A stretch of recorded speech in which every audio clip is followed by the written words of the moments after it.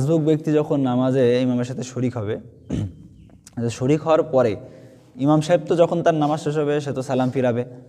তো মাসবুকের সালামের কোন সালাম ফিরানোর পরে সে ইমামের কোন সালাম ফিরানোর পরে সে তার বাকি নামাজ পড়ার জন্য দাঁড়াবে, এটার ক্ষেত্রে অনেক স্পষ্ট জানা না থাকলে ভুল হয়। যেটা আমাদের সমাজে যেটা ভুল হয়, দেখা যায় ইমাম সাহেব যে আসসালামু আলাইকুম রহমতুল্লাহ বলা শুরু করেছে তো একদল পুরো দাঁড়িয়ে গেছে, তাই না? যারা বাকি রয়েছে মাসবুক যারা আছে, যেই দেখছে ইমাম সাহেব শেষ রাকাতের বা শেষ বৈঠকের পরে যখন ইমাম সাহেব সালাম ফিরে গেছে, মাসবুকরা সবাই কী হয়ে গেছে? দাঁড়িয়ে গেছে। তো আসলে এটা একটা প্রচলিত ভুল আমাদের সমাজে, এটা থেকে বিরত থাকতে হবে।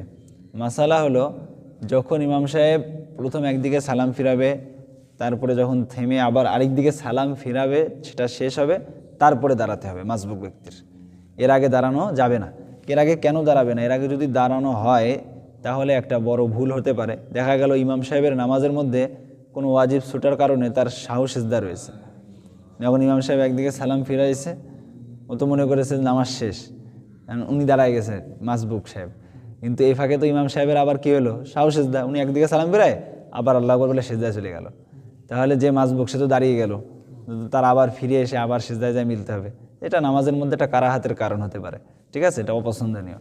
এজন্য যাতে যতক্ষণ ইমাম সাহেব দুই দিকেই না সালাম ফিরাচ্ছে ততক্ষণ মাসবুক ব্যক্তির কী করতে হবে? অপেক্ষা করতে হবে। কারণ বলা যায় না ইমাম সাহেবের কী থাকতে পারে? সাহু সিজদা থাকতে পারে।